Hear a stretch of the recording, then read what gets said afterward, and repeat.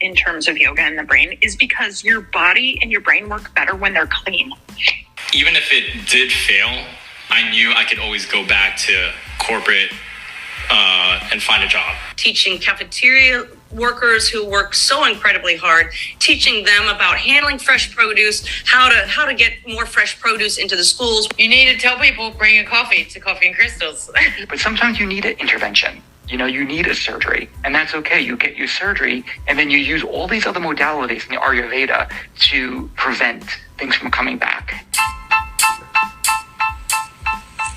Hey guys, you stumbled upon Coffee and Crystals. I'm Katie, your motivator, your host, your hostess, and on this podcast, I am sharing a ton of information. And not only have I been highly caffeinated for a couple of years, I have knowledge of over 500 hours of yoga teacher training. I have been in the corporate world for over 15 years, so I will be your business coach. We'll talk about self-help, beauty, all things wellness and crystals. And in every episode, I am inviting you into my heart. And honestly, this adventure is pretty cool that we're going on together. We're going to meet some of my gurus, the wisdom of mentors and friends and family members. It's a good time. So stay hydrated, pour yourself a cup of coffee, and let's dig into today's episode. It's happening. We're here.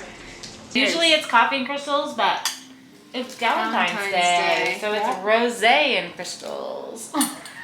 Oh yeah. Welcome back, everyone. I'm with my girl, Hannah. Hello, and I'm everybody. excited about this episode because we manifested this, was it in the summertime? No. Run group. How did I meet you? Last summer at Mondrian for yoga. Okay, that sounds very LA. Yes, I was working for the Fit Girl Club. Yes. And that's how you knew about that event? Fit Girl. Okay. Instagram. Fit Girl Club, you came to the event. I was working a table. I think I was helping, I guess I was just working for Conscious Market Yeah. and like selling Something. You're something. Really Yeah. easy to talk to. And then you invited me to your run group I did. that you created here in West Hollywood and Yes. became the first run group that I have been to since I had a run group, by the way. Never bragged about this. I don't know. I created a run group before I even lived in West Hollywood, and we would meet at Century City and we would run like Beverly Hills and down to West Hollywood, but Oh my God. yeah. I didn't know about that. But you were actually the first run group that I was like, okay, I'll do this. Yeah. I need to start running. Yeah. Girl that came to that one run that I went to that I connected with, and she's training for the LA Marathon. Really pretty blonde, skinny girl. There's a lot of those in I just, LA. yeah, I know, right? Pretty blonde skin. Very Come on. specific here, but Yeah. my point is not only did I connect with you and like go to your run club that you started, I also like literally got something out of like, the people who showed up as well. And That's awesome. there's somebody else that always invites me to like her acting or singing or something, and I feel She's a bad. singer. I can never make it, but I'm Yeah. like, keep it coming. Right. Like one day it will stick. Absolutely. That's all I ever wanted from that run club is an environment for people to show up. You might be going through the worst thing in your life. You know, you might be going through the worst time of your life. You might be having the worst week of your life, worst day. But showing up to that run club, you might meet somebody that smiles at you and makes your day. Like that is all I ever wanted. That's why I started. awesome. Yeah. I love that. And you had that idea when you first moved to West Hollywood? Yeah, Or- so I started running back in Miami. I just moved here. It's actually my 1 year work anniversary at the company I'm with right now. Woo! Today. Another 1 year cheers! today. Cheers to Yeah! that. 1 year today. So I moved here February 1st of 2023. And I was running in Miami at Brickell Run Club, which is huge. Way bigger than Venice. Massive. It's I this mean, massive I can run club. envision Yeah. the Brickell energy. It's like this massive horde of people that like shut down traffic. You have to like close off the streets. We're causing a scene. It's huge. so cool. Massive amount of people, and I loved it. It's my favorite thing to do every week in Miami. I love that. Yeah, and so I moved here, and I was like, I want to find another like run club, but it was Venice Run Club, and they're great. They're awesome, but I was like, I'm not driving 40 minutes. To go on a 40-minute run, it just doesn't add up. In my That's head. how I felt Yeah. today. It's like, since we'll get into it, Yeah. but we're both athletes training for the LA Marathon. Yeah. All this hate on Yeah. running. Yeah. But I sometimes I was like, it's going to mess up how I feel as far as stretching afterwards is being in the car, coming home from the beach. And it's like, the beach is better to run at, but then I'm cramping up. I always think of my after body math. Yeah, exactly. That makes sense. So I was like, I'm not running to go to a run club, paying for parking, doing the whole thing. I didn't want to do all that. Yeah. So I'm going to start my own. There was something in me that was just like, okay, this is it. Start your own, make it your own, do your own thing, add your little twist on it, your little spin on it. So I did. I just started, and the first time it was pouring down rain. It was 3 people, and I was like, who were the 3 people? Just 3 random people on Instagram. I have no idea. I have no idea. This is awesome. But yeah, they showed up and they ran the whole route with me, and it's been history ever since. It's grown really nicely. Like we've had like 25, 30 people some weeks. I think this summer's gonna be big. Mark my words. I'm all about it. I'm like kicking people off my running group because I'm like too slow. Like I'm a runner now. Too slow. I love it. This is so funny. I think when I first met you, it almost felt like you felt like home, but I think it's the connection with Miami, and you were just so friendly and wanting to start community. And I remember even feeling guilty that I was at your run club and kind of like, running sucks for your body. Like, I'm a yoga instructor. No, like, it does though. I love that deep down you really felt that, but I didn't know you that well then. And like, I do remember you agreeing with me, but I was like, she is the founder of the Start a run club. Yeah, which is legit. And you had that idea when you first moved to West Hollywood? Yeah, so I started running back in Miami. I just moved here. It's actually like my 1-year work anniversary at the company I'm with right now. Woo! I know, today. 1 year today. Cheers to Yeah. that. 1 year today. So I moved here February 1st of 2023. And I was running in Miami at Brickell Run Club, which is huge. Way bigger than Venice.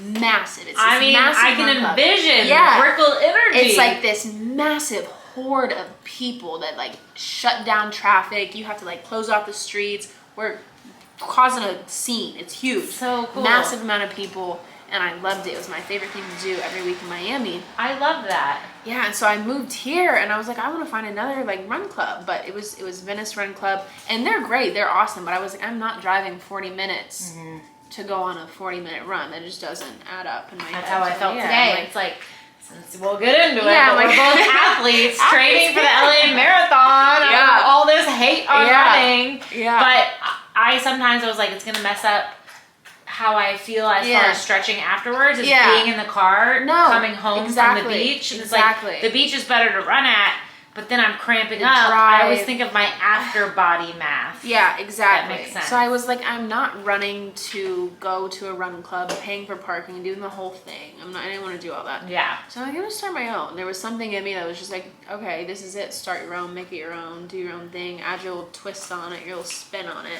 So I did. I just started, and the first time it was pouring down rain. It was 3 people, and I was like, Who were what? the 3 people? Just 3 random people off Instagram. I have no idea. I don't know. I have no idea. This I don't is know who they were, awesome. but yeah, they showed up and they ran the whole route with me, and it's been history ever since. It's grown really nicely. Like we've had like 25, 30 people some weeks. I think this summer's gonna be big. Mark my words. I'm all about it. I remember that conversation when I very first met you. We were talking about how I quit marathon training a while ago. And it was around that time that I had ran 10 miles. You were like, yeah, running for so long just breaks down your body. And I'm like, yeah, it really does. I can say that too. Like, I immediately connected to. I was like, she's so fucking funny. That's so funny. So funny. I was like, you're so hilarious. I mean, I think I'm really funny. Just talking to you at that yoga thing, I was like, yeah, she's hilarious. And then the next time we met, I guess, was at my run club, right? Yeah, because I was like hustling the pulp culture. Head down, focus. Yeah, I was like, let me run and make some money while I'm at it. I'll pop open these pulp culture, like marketing. It was awesome. But yeah, I kind of want to go back. I guess what I was saying is like, you just felt like home. Like, I could see if I was in my Miami era matched in your Miami era, we'd be out and about, but I love hearing about your story, so I wanted my listeners to hear Hannah as a little girl. So take us back. Where did you grow up? Tell me about your parents. Tell me about age 12 and below. It's funny you say Hannah as a little girl, but that just hit me. It's like, today, I'll go into it, but today I feel like all I'm doing is protecting that little girl. There is a little girl still inside of me that needs to be protected, taken care of, watched over, because when I was little, I didn't have that. I did have 2 parents. You know, shit could be worse. Everything could be worse, and I don't want to throw a pity party. That's not what I'm here for. I was just listening to Lewis Howes. I think it was Lewis Howes, and he had a guest, and they were talking about that all of us, sorry to interrupt you, all of us have to drop that our trauma could be worse. Hearts and bodies don't know worse trauma. They just know their trauma, and our nervous system, all our systems are connected. So that's something I struggled with too. And I think we have to know that, like, it could be worse, but that's also just our brain organ walking us through the trauma. But it's our trauma. Our body doesn't know other people's trauma. Yeah, it was not easy growing up. I grew up in Woodbridge, Virginia, which is right outside of DC. My parents got divorced when I was in 3rd grade. And both my parents were military. My dad was in the Marine Corps. My mom was in the Coast Guard. Very militant style of parenting. My dad was an alcoholic. So I don't really have very many memories of them being together at all. But they got divorced in 3rd grade, and my mom was deployed on ship for a lot of the time when I was young. So I was with my dad, who again was an alcoholic. And he was scared of me. He was terrified of me. I don't know why. I think it's because he's afraid of women, I think is the biggest thing. And I remind him a lot of my mom, who's a very strong and independent woman. Anyway, so I grew up with him, and we didn't speak. We just literally did not speak. I didn't have I'm not telling you about my day. I don't know what's going on. My mom's out to sea. We're just not speaking. I felt very alone as a child. I lived with my brother Jacob for a while my mom was on ship, but then it got to a point where I was like, I'm miserable. So I spent a lot of time with my grandma, my Nana, is who I call her. My Nana basically raised me during that time. So I'm very. I grew up with my great grandmother. Yeah, I'm very, very close with my Nana. She's my best friend in the world. I love her to death. She's an amazing woman. She's still living? Yes. She's 80. She just turned 80 in September. So she's strong, happy, hilarious. She's awesome. So she basically raised me. Parents got divorced. I stayed with my mom. My brother went with my dad. When my mom got back from ship, it was hostile. Very, very hostile environment. I was scared. I was terrified of my mom. She's this woman in the Coast Guard, a literal fucking soldier, like screaming at me like a fucking sergeant. So, that doesn't go well with 13-year-old, 14-year-old girls. It's not a way to parent, I don't think. It's not how I would because it probably infused a lot of guilt, and then you harbored that guilt, but you were too young to understand what's going on. Wasn't you. Yeah. So it was just a very tumultuous, frightening childhood. I was very scared of her. She would come home and I would jump because she's gonna yell at me for something. I don't know. So in high school, it got to the point where it was so bad that I went to go live with my dad, who again I don't even know because I'm not talking to this guy. I don't know anything about my dad. I don't know my dad I either. don't speak to So him. Does that mean we have daddy issues? I have daddy issues 1,000%. I have daddy issues. Absolutely, I do. So yeah, I mean, my parents were there and present, maybe physically. No. All right. Get into it. He's like, yeah, I'm a single pet mom or kid. Pet boy. Relax, she's telling her story. But yeah, I would say I've definitely forgiven my mom in my heart, and we're working on our relationship and gotten a lot better. The biggest issue with my dad was he didn't believe in me. He always tried, when I was really young, I had these big dreams. I had these big things I wanted to do. And he was kind of like, oh, be realistic. And that just made me be like, fuck you. Now I'm really going to do it, dude. Watch me. You don't have to help me, but I'm going to do it. So yeah, it was scary. It was really scary growing up. I would say fear is the biggest word that comes up when I think about my childhood. I was scared all the time. I was in fight or flight all the time. I'm having a little bit of goosebumps because, like, I had a feeling that we had a lot of similarities, but especially from coming off of my Costa Rica trip and, like, knowing at, like, this point in my life how much of that I'm still affected by, because I've just spent so much of my life dedicating to self-development and trying to understand myself, and there's layers. So I even went into this last trip, like, knowing these things about me, but I think that there's just this, like, level of healing that you can't, like, measure from anyone else other than, like, your own path, that I feel like I'm really understanding, like, how my fear as a little girl was literally in the brainstem of my brain has been translating, triggering so many moves that I've made throughout my life. Absolutely. And it's like, I knew that, but I didn't know it in a way to be like, oh, that's little girl Kate. Yeah. And you're not in survival mode anymore, and you don't have to be scared of everyone. Right. And if you are, you can say, fuck off, and you can leave. But I think I was living this, like, this is how it is, and this is my life. Because as little girls, like, I moved away from my parents because they were on drugs. They couldn't take care of me as parents. So my great grandmother in Florida raised my middle sister and I, and things were probably good for whatever time. I'm writing a book out, trying to lay that out for everyone. But then when she got older, because my great grandmother was 65 when she took us on, and by the time we were older, she was older and needed help. So she invited her daughter in to help, and then her daughter was going through a lot of mental things, second marriage, abuse. She was not mentally healthy. Then her two sons lived in the house, gunshots from, like, a gang, and then he went off to the Marines. This is in Florida? This is all Florida, where I grew up.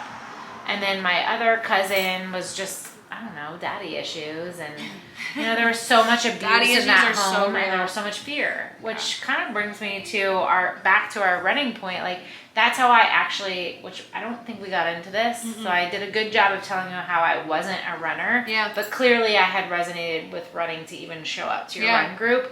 I was a runner when I was a little girl, and I started running probably when I was, like, way younger than most runners. I would leave the house, and it would be my excuse to be like, I'm going for a run, and I would just, like, run, and I would be, like, free. And I remember sitting under trees and, like, taking my sweet ass time, and then I would, like, run through the neighborhood, wave to neighbors. I had like neighbors even, like, meet me on some of the runs. Like, it's almost like I created my own community from running. That's awesome. And I felt like running was a way for me to literally run away. Get out the house. Yeah. Do you feel any, like, connection to that as one athlete to another? No, because I did not start running. I fucking hated running.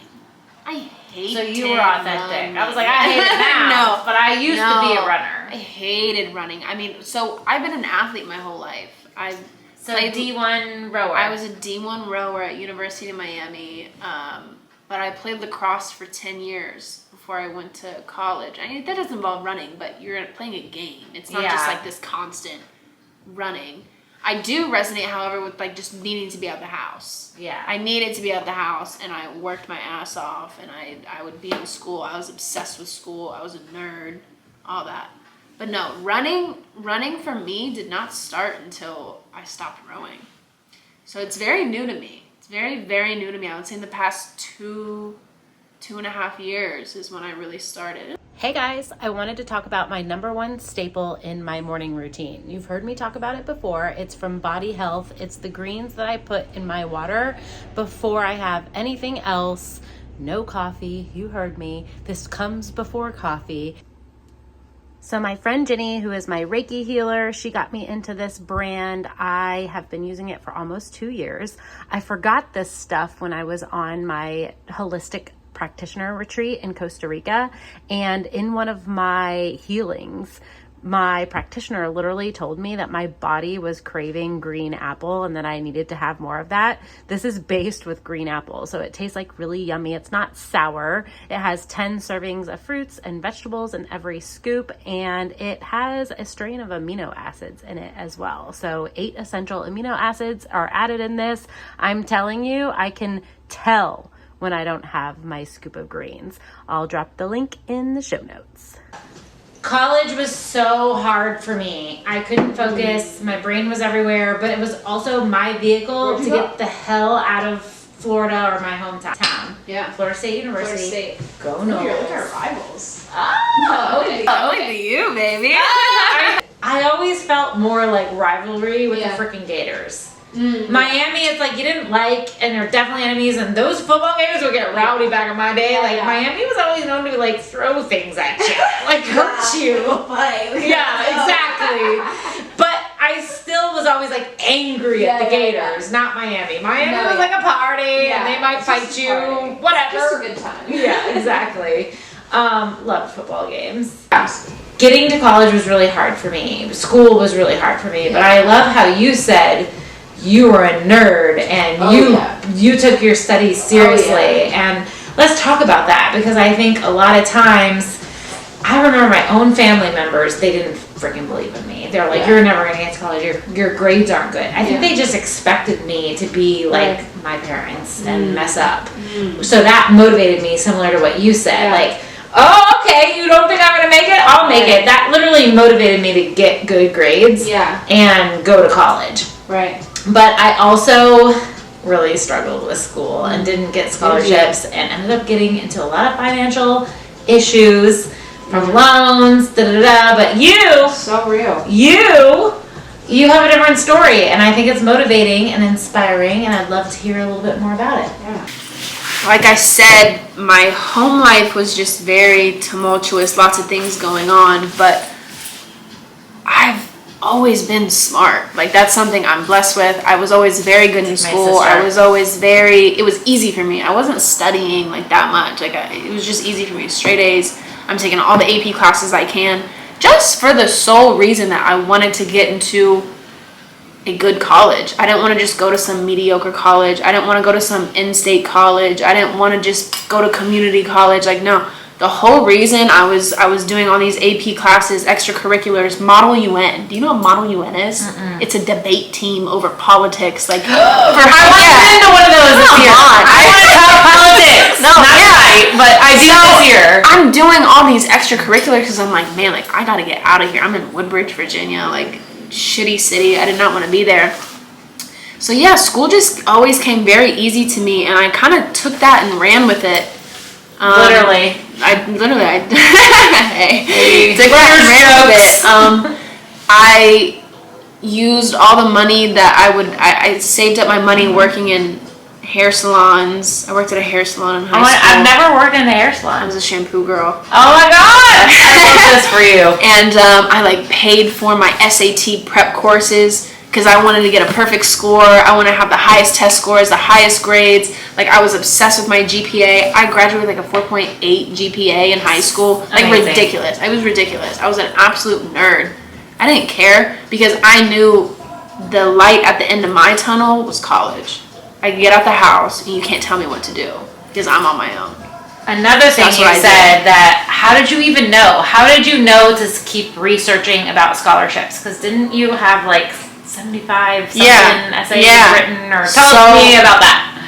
So when I was living with my dad, he said he would help me pay for college. I'm going back and forth in between my mom's and my dad's in high school. It was very unstable. I lived with my dad a couple months and my mom a couple months, and each of them had different benefits for me, basically. Yeah. And my dad's biggest one is that he said he would help me pay for college. And I'm like, great, that's awesome. But his rules were that it had to be a college in Virginia. Had to be a local college because that's just ridiculous for you to go out of state. Like, that was just so beyond him to like think of. And I'm like, you know what? Like, I don't want to be in Virginia, and I don't want to be, have to listen to what you say because you're paying for it. So I was just kind of like, I'm gonna do this on my own, and you can't stop me because I'm paying for it. So that was my whole mindset. And lost energy. Yeah, I was like, I'm not gonna listen to what you have to say or your opinion, because I think college is such an influential time in your life to discover who you are, where you want to be, what you want to do. You went to the people you're going to be surrounded by. And I was like, I don't want to be around these hometown Woodbridge, Virginia people. That's not the people I wanted to be around. They weren't thinking big. They weren't doing big things. I wanted to be around rich people. I have a whole PowerPoint presentation my senior year. And I was like, I want to be around money. Because I didn't know what it was like to be around money. But I think when you surround yourself with people that have lived that is their truth. They lived around money. They grew up in money. You learn about it. So I didn't want to be around average. I could not be around average. I refused. And so yeah, that was my biggest motivation for that. And I knew I had to do it on my own. I was looking at loans, but then, because my parents are in the military, there's a lot of scholarships for military kids and things like that. So I would spend my lunches in high school applying to scholarships, writing essays, sitting in the library by myself, writing these essays. And I could be a really good writer. I can really tell my story, I love it. So, yeah, and it got to a point where it was a system for me. A lot of these scholarship essays are the same prompts. So it's like the same 5 essays over and over. You got to edit them a little bit. But I ended up applying to like 75 to 100 different scholarships throughout my 4 years in college. And it was because it was like these $1,000, $2,000, $3,000 really small scholarships. But once those add up and you have 50 of them, I was getting paid to go to school. I was getting paid to go to school, So. I really wanted this to be an important part of it. Because I feel like I could just clip this out on YouTube and call it tips to get to college. Yeah. Because something you said 2 things. Let's hope I can remember them. One thing you said is that, like, my parents were military. Yeah. I think, for me, I was so embarrassed of my story. My sister used to tell everyone, and, like, she had this support group, though. Like, looking back, it's like, well, that's how she had, like, her first car. Yeah. And, like, a cosign or things and cool jobs, because she would tell everyone what she was going through, and people wanted to help. I was so embarrassed. I was like, stop telling everybody. I'm trying to be the cool girl. Like, I'm the mean girl. Like, everything's fine. Yeah. But I was like working my ass off, babysitting, walking dogs to get the Gap jeans or Abercrombie or whatever was cool. Like, trying to dress cool, which I totally want to talk about with you.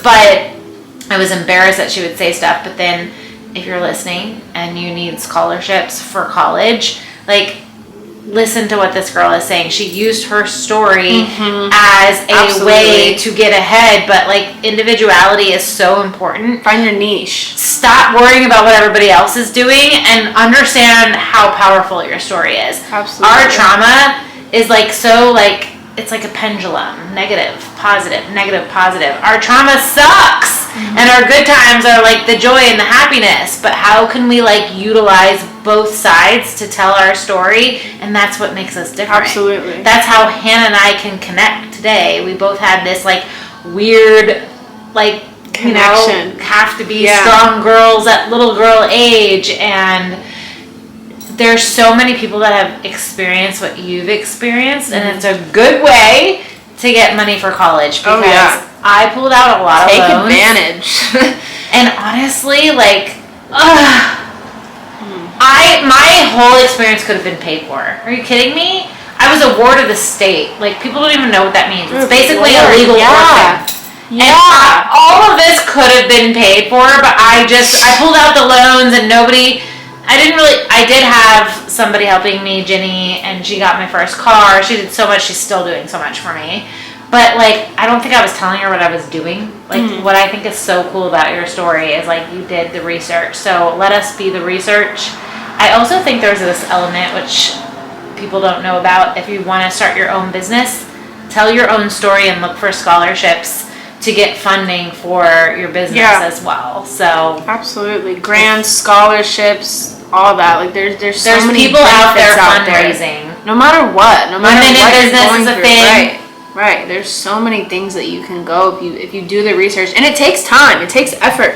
I had to make spreadsheets. I was making spreadsheets when I was 18 years old of this one's due this month, this one's due next month. Like, I had to be very organized and type A about this, but it paid off and it worked. So Literally. I don't regret it. It paid off. Yeah, I think that's just such an element that another part where I used to harbor a lot of like emotion and be like, poor me, is I also just felt like I always had to work so hard. But now that I realize what it takes to be like a functioning like human and like doing good for yourself, like doing good doesn't take the work out of it. I just think it's what I think is like you're at least just more in flow, so you don't feel like there's so much restriction. Yeah. But that doesn't mean that you don't have to work hard. Yeah. I don't know if that little statement even made sense. Absolutely. But you know what I mean? Like she had to do what she had to do to get it done. Absolutely. And just even when things are good, like that doesn't mean that like you don't have to work hard. No. And I think you were able to figure that out early. Hard work never goes away. You can't get around hard work. The hard work Tweetable is always going to be there. Hard work is always going to be there. I don't care what part of your life in. There's always going to be hard. It's how you handle it, how you decide to handle it, how you decide to carry yourself through the shitty moments in life, because they're inevitable. It's going to happen. Yeah, one of the quotes that when I first started like thinking that I will be a writer. I am a writer. But one of the quotes in my book, I am a writer. Yeah, it's from G.I. Jane, like one of the first movies of G.I. Joe. And she said, pain is a reminder that you're not dead yet. And for some reason that quote has always resonated to me as a little girl, Katie. Right? Yeah. Do you feel that? Lots of pain. Pain is a reminder that you're not dead yet. And I just, for some reason, that brings me back to childhood with like just being like, what the fuck? Why me? Well, you're still alive and you're put here for a reason to tell a story. Absolutely. Do you kind of resonate with the idea of being on Earth for a purpose? This is a spiritual podcast, so we do get deep, but being on Earth for a purpose, I can tell you that I don't know what my sole purpose in life is. I'm so young. I think I still have so much life to live to figure that out. I think definitely certain people are put on this earth for certain reasons. I just don't know what mine is yet. But I do believe in purposes. I think everybody has a purpose, absolutely. And I think also another thing it comes down to is I think every person is born with a talent or a gift or an ability that's exceptional. And a lot of what my life has been is peeling those layers back, because there's a lot of things that cover it up. The trauma, the bad things that happen in life that can cover that gift up. So I think for me, my purpose is really living to my highest potential, my highest self, discovering who and what that is. And that's doing. And where do you feel like you fulfill that? Like the action behind living your purpose. Like for me, doing this right now, like literally, can you just take a minute and look left? I'm obsessed with the moon, but it's just like the way it's lined up, it's like so beautiful. Right there, looking at you. You know what I mean? Like it's like moments like this, like with my podcast, like we talked about this like so long ago, but it's happening, but I don't feel like it would have happened the way it did if it didn't happen right now, right here. Yeah. So it's just always so interesting. Like we're both training for this marathon. We have so many things that are like we're parallel, but like couldn't really like it's still connecting. Right here, right now. And I do think that even though you don't know what your purpose is, you did mention to me that you have like whispers. Like, didn't you get kind of like some spiritual conversation to even run the marathon? Absolutely. So I started out being very spiritual in high school. Like I said, I looked for any reason to get out the house. So I would go to yoga 5 o'clock in the morning. I would intern doing real estate till 5 o'clock at night, and then I would do another yoga class from 5 to 7, so that I didn't go home till 8. So I was not home from 5 a.m. to 8 I love that you like knew to do yoga. I was like, I gotta get out of here. Like I can't be in this house. So that's what I did the whole summer leading up to college.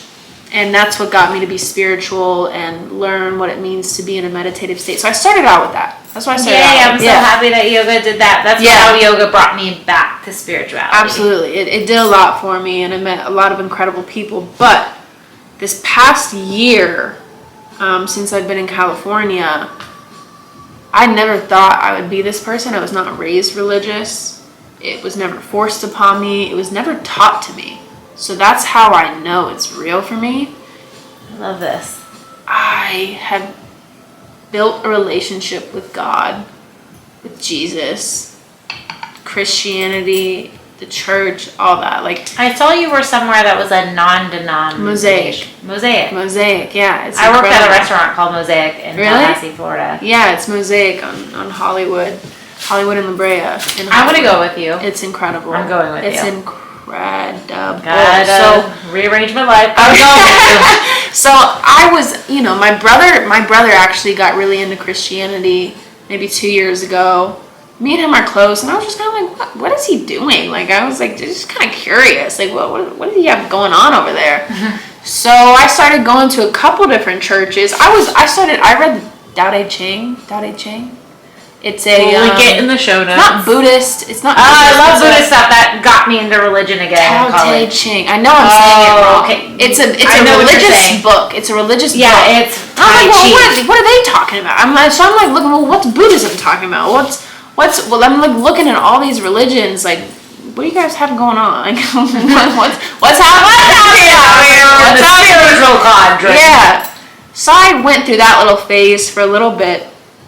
And then I had a really, really powerful, probably the most powerful moment I have ever felt in my life. I went to Malibu at Point Doom all by myself. It was just me. I had just been living here for a couple months, and I went on a hike by myself, and there was a moment, and it was just that all I can explain it to you is God is so real to me. He was there. He was present with me. And it was my peace. It was safety, and it was what I knew that I needed to listen to. And so I just really started following that, and I really leaned into it. And I started going to church every Sunday. I started going to Bible study. I started really getting into my community. And just learning what it means to follow Jesus and to follow scripture and religion. And I had my doubts, I had my questions, absolutely, and it took me a really long time to get over those questions and not be so defensive about them. Like, I was in a really defensive mode of like, well, what about this, what about that?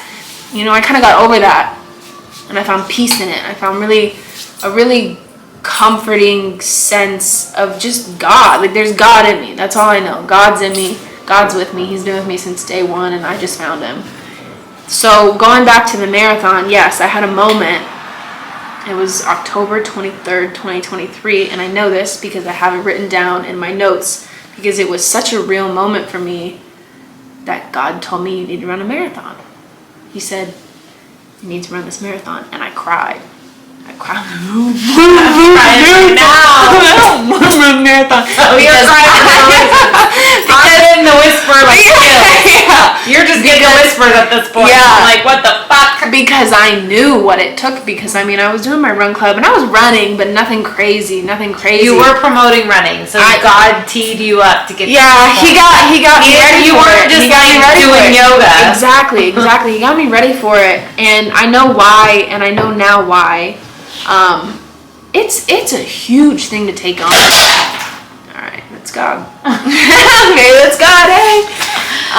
It's a huge thing to take on. It takes a lot of time, a lot of dedication, a lot of effort, and you're spending hours a day in your own brain. Right? In your own brain. And for when me, you add the physical element to it, it's crazy. It's crazy, and that, I'll say, I'm a little pro running right now. Yeah, absolutely. It's really medicine, but I also use it as a time. It's me and God. God made this body to be able to do this, and he would not tell me to do this if I couldn't do it. So I just have this unwavering faith that my body was built for this.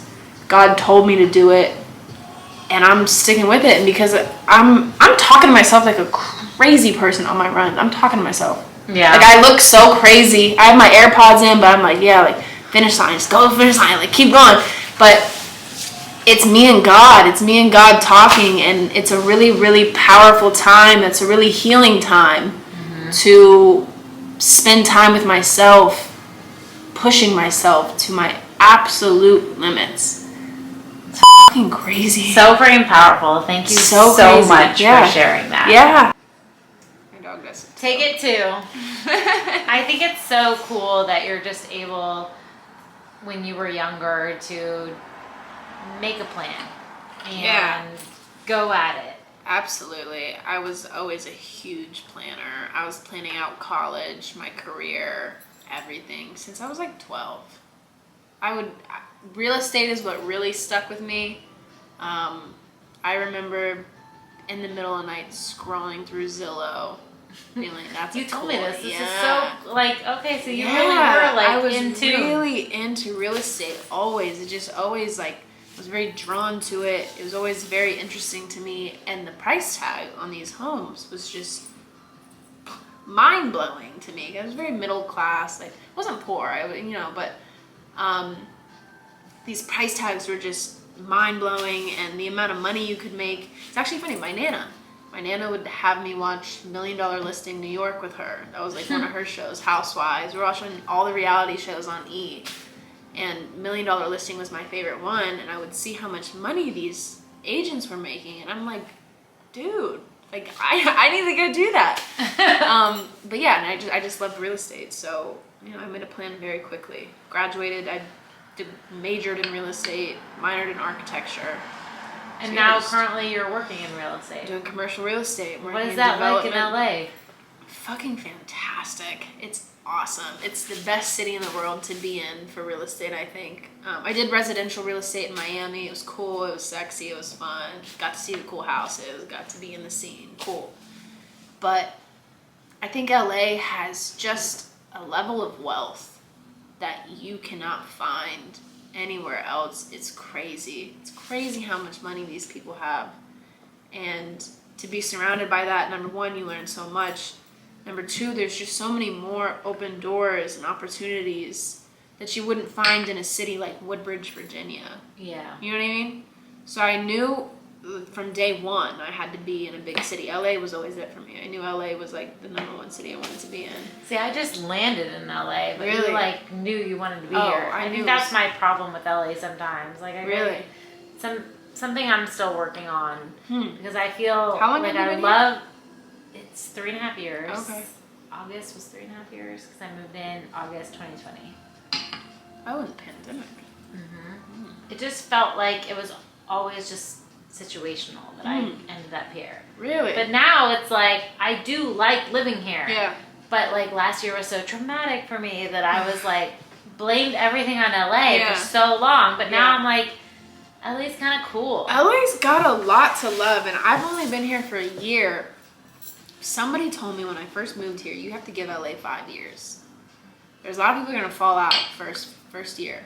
They're gonna come to year one and be like, damn, this is awful. This sucks. And that's kind of where I'm at now. Like, it sucks. It's not great. I haven't found my cool spots, my group of friends, my core group. It's so funny to say that because I'm like always moving and everyone's like, you need to leave, but like I'm still like painting my walls. You have to stay.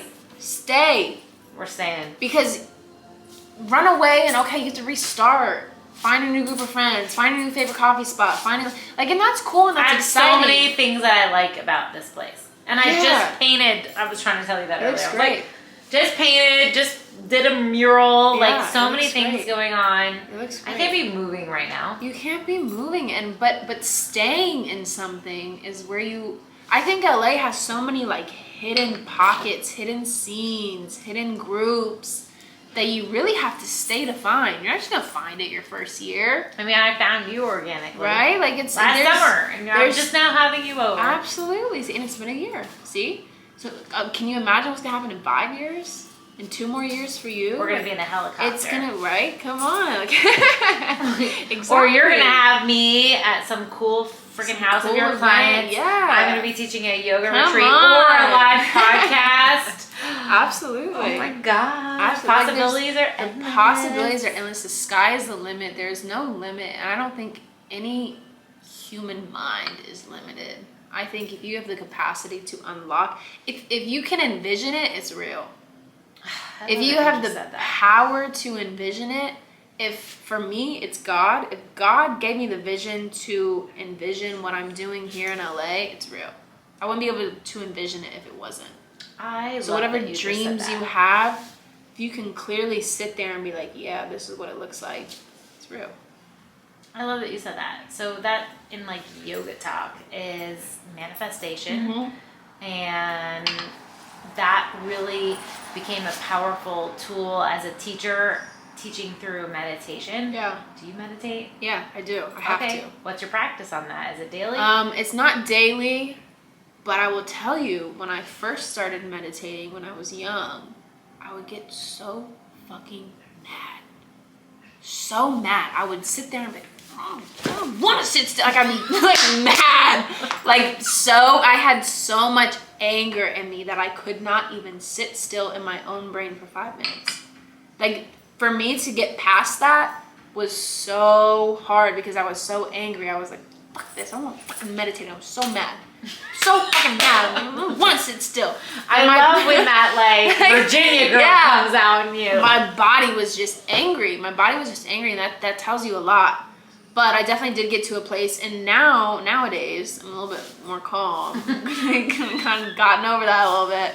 But it's attributed to my environment. I was in fight or flight all the time. My nervous system was shot. At 16, being scared. Just so 24/7. cool that you know about this at 22. My nervous system, I'm constantly like ready to fight, ready to run. Like, I don't know what's going on. You know what I mean? So like, my nervous system is crazy at 16.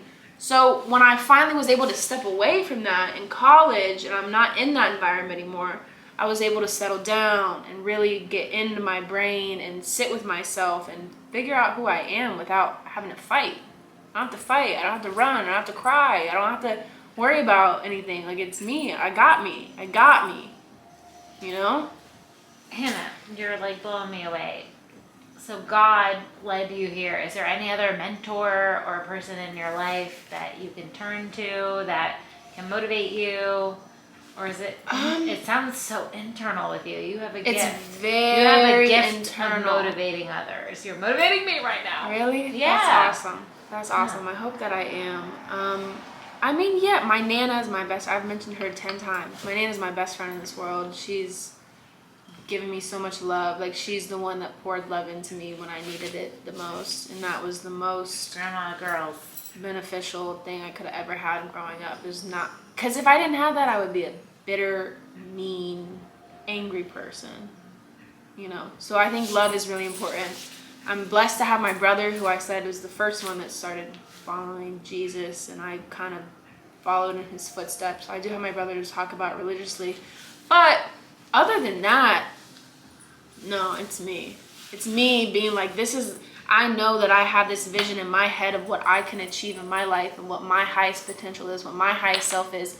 I have a vision in my head of my highest self looking down on me with her hand out, saying, come on. She's saying, come on, like, keep going. Like, she's pulling me up. She keeps pulling me, come on.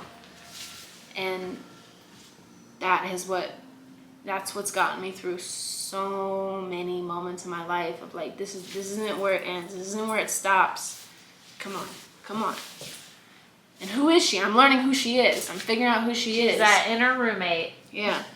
She's there. Yeah. I love that. So I feel like sometimes that's described as your ego, but sometimes it feels like it's God. Mm-hmm. That's been tricky for me too. Is that God? Is that my highest self? I don't know. I think God created that highest self so that I had a vision to look up to. I think God is my ultimate king. God is the ruler.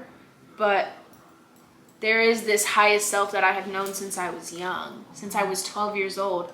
How the fuck could I imagine myself 12 years old in a mansion in LA, living my dream life? Like, that didn't just come out of nowhere. Like, that, I knew that was me. I knew it was me, right. I dreamed it. And I think having that vision has just given me a really straight shot into who I want to be and where I'm going. I love that. Thank you so much for sharing. Of course. I think one thing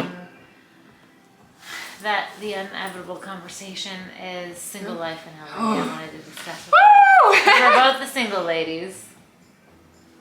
Very single. It is a difficult city to be single in. I've tried to I've lived in a lot of big cities. I've lived in Miami, Fort Lauderdale, New York, San Francisco. Like, oh God, so many things. But I'm like, I kept telling myself that LA was the most difficult, but most rewarding too. I think it's going to be the most rewarding because there's so much of an element of me not being available to even date. So that takes time, and then it's like, oh, I've been single for so long, but it's like, I've been doing this stuff. I'm not dating. I'm your passion, doing that. So I think that my person is out there doing the same thing. Me too. So we talked a little bit off camera before we started the show a little bit about dating apps. I was gonna have her look at my phone and help me out, but I think we kind of made a collective decision that we'll stay on dating apps, but I don't know, are we on the same page? We're just gonna stay in the present moment, and when it happens, it happens. When it happens, I don't know. What's your experience? When it happens for sure. I've definitely had my fair share of lessons, and I can tell you, this is the first time in my life, I was boy crazy. I think that's what happens when we have daddy issues. Not to blame it on that. I loved it. I was so boy crazy. Are you kidding me? In college, I was a boy crazy psycho. And same. You didn't have validation unless you had a man validating you. I guess. Me, at least. Yeah. No, I know. It's so hard to the man admit to this, but that was absolutely. me too. It was validation from a man that I was seeking, but I can tell you that this is the first time in my life that I can say that I'm learning to validate myself and actually feel okay with that. Not just say that, oh, I'm trying to validate myself. No, I feel validated by myself, by my actions, by my character, by who I am on a day-to-day basis, by the goals I'm pursuing. Amen. Yeah, I'm pursuing myself right now. I'm pursuing myself 1,000%. And because I think right now for me, even if I were to find my perfect man today, I'm not ready for him. I'm not ready for him. I need a couple more months. I'm not ready for him. There's so many things that I want to do, that I want to accomplish, that I still need to build, that I still need to achieve in order to be a whole partner for him. Because guess what? I'm not taking a half-ass partner anymore. I'm not taking a half-ass partner. So I'm every single day building myself, growing through this hell of trying to build this character of this woman that I'm seeing in my head. I sound crazy. You sound in purpose. I'm trying to build the foundations of my life so that I can show up for someone, because 1,000% I expect whoever my man is out there to show up for me whole. I'm not gonna build your life up. You're not gonna build my life up. I want to come together as two people that are very whole, that know who they are, that know what they want to do. That's who my soulmate is. I'm not ready for him today. Cheers. I'm not ready for him today. Mic drop. I'm just so impressed with you, and such a reason why I wanted you to be on my show for my listeners, and such an example. Thank you. To young women and young men. I feel since I look at my analytics of the show, and most of my listeners are women, and I get that. Yeah. I'm in the emotional body, which in yoga is the feminine side of the body. Yeah. But that's actually not men's fault, because we don't grow a society in a yogic philosophy mindset to teach men that it's okay to talk about feelings. Yeah. So I actually really invite men to be in this energy too, because I think a lot of men are very much in their masculine energy and staying in relationships that are not healthy for them either, but they are stuck in the provide, where you and I have similarities of having some attachment issues, and we had to learn that we're not settling. But it's I think that there's a lot of men out there that could learn from your message as well, and just flipping the script of like the whys a little bit more. So thank you for sharing. Very helpful. Thank you for having me. I really want like people to learn from this, because it's important that you listen to content that is going to make you a better person. And I know that just sitting here and having this moment with you is like really special. So cheers again. It's so Thank good. you. Absolutely. It is a very special moment for both of us. Yeah, we've Been got through a lot this year. We've been through a lot this year. We have a lot of miles to run. So a lot of miles to run. Are you raising money for anything? I'm not. Okay. I didn't even know about any of that stuff. Like I said, it was a very, for me, thing. Very That's okay. selfish thing. Please. Do your thing. But I think that's incredible that you are raising money for it. I think there's a much bigger purpose in this marathon, and that how many people were in the marathon? It's like tens of thousands of people. It's a huge and everybody race. has a different story as to why they Absolutely. said yes to this it's thing. a massive race, and everybody, like, nobody just wakes up one day and says, oh, I'm gonna run 26.2 miles. Like, nobody does that. Not how it happened for me. Nobody does that. I was just feeling myself. Yeah. Like, yeah, run. Media talking about it. I'm gonna run 26. Like, no, everybody has a story. So we're part of a much bigger thing than just ourselves. And I think it's really great that you are using it to give to others. It says a lot about you and who you are. And I think thank you. It's beautiful. It's absolutely beautiful. Link in the show notes to link in the show. I mean, it's literally $5. Like at this point, like I don't want you to feel bad. Like I'm not gonna see your name and be like, oh, they only gave $5. I'm gonna see your name and be like, oh my God, they heard the message. Because like I need your $5.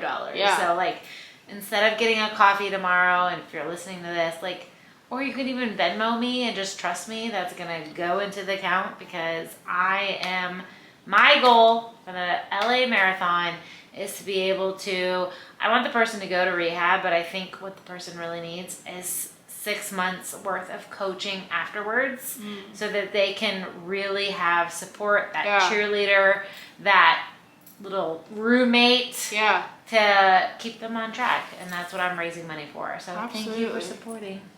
That's incredible.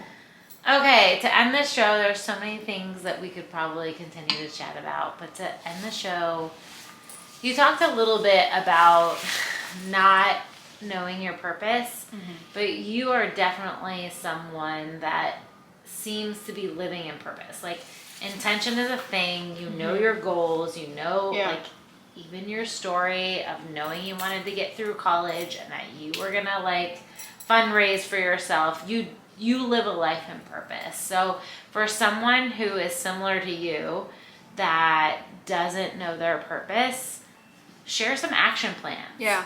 I think that's where people get stuck. Like, where do you just start, and how do you keep starting every day? Shut out the noise. There cannot be noise, because you know what? There's so many people around you that also don't know their purpose. There's so many people around you that don't know where they're going, and that's just going to confuse you even more. Especially if it's someone who's like real close to you. You know, I heard something the other day that was like, somebody who is more efficient than you will increase your productivity by 15%. But somebody who is below you, not as productive, not as efficient, not as like go-getter, will decrease your efficiency by 30%. Double. Okay. Double it down to You're negative. speaking You know to what I me. mean? So, And where I first spend of all, a lot of my time now. Maybe you don't need to quiet all the noise. You need people, and that's one of my flaws, is that I'm very head down, independent. I don't want anybody touching me. Like I'm very independent. It is good to have people, and I'm learning that. But make sure the people around you are good and going down the same path that you're going, or at least have the goals to go down the same path you're going, because they will fuck you up, to put it lightly. They'll fuck you up. So I would say quiet the noise, and especially if you're in some sort of relationship, you might be questioning, like, stop, get out of it. You don't need to be in it. You need to learn how to be by yourself, because guess what? You're the only person that is going to be with you from day one to the day you die. Lots of people come and go. Family comes and goes. Friends comes and goes. People are in and out your life all the time, but the one thing that is consistent is you, and the brain inside you, and the mind inside you, the voice inside you. So make friends with it. Make friends with it and figure out who it is and who's talking and what's their motive and why are they saying these things. Like, really peel back the layers of like what's inside your brain, because it's so important to figure out who you are. And really what that takes, for me at least, and I think for a lot of people too, it takes being in solitude, being alone, feeling that loneliness. Because what do you do in that loneliness?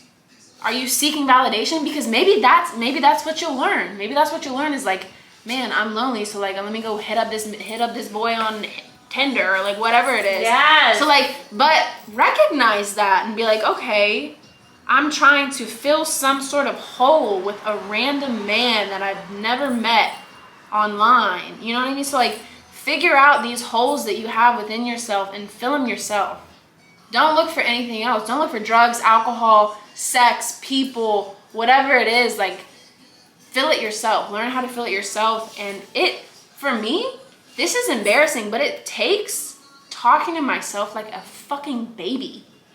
I have to be like, well, we're right, feeling our inner children. Right? I literally have to be like, Hannah, what is wrong, baby? Like, talk to me. Like, I have to like be kind enough to myself to say think like about that. That's how parents, right? That is how relationships. Exactly. That's how someone else would talk to you. So if you don't have that in your life, what you're saying, like, but it's taking be your own guru. Be your own person. But it took me being alone for so long to get to a point where I'm like, damn, am I gonna talk to myself like I'm my enemy, or am I gonna talk to myself like I'm my best friend, like I'm my lover, like I'm my parent? So you sound crazy at first. You sound crazy sitting there talking to yourself like, but you start to make friends with that voice, and you start to be kind to that voice, and you start to take care of that voice, and that's when the change happens. And that's when I think you find the path that you need to go down, is when you can be really solid in your inner self. So that was so beautiful. Thank you. Mic drop, except for other things already dropped. So like, yeah. Start with yourself. Get alone. Be alone for a second. That's my biggest advice. Be alone. Freaking beautiful. Thank you. Well, that's all she wrote. I am so excited for you guys to hear this episode. Thank you for sharing your story. That's all I got. Do you have any questions for me? Put me on the spot. Come on. Questions for Katie. What would you say that your biggest action statement is for these next steps and marathon of life, of work? What do you think your action steps are? Okay, I talk about this so often with you guys, so I have to be calculated and don't repeat myself. But Let's hear it. I think what I haven't been sharing and know that I'm doing internally is a lot of what this girl just said. Like, I have been such a supporter of like health and wellness and like stick up for yourself and do your thing. That's like been my voice the last year and a half, like more so than ever. But for me, guilt and anger have been so that one in got my me. body. That one got me. Like, my reactions of how I've been with people who have hurt me has given me so much guilt of how I reacted, and like what people want me to be doing and what they expect me to be doing and what my family sees me as, and blah, blah, blah. The list goes on. The guilt was heavy.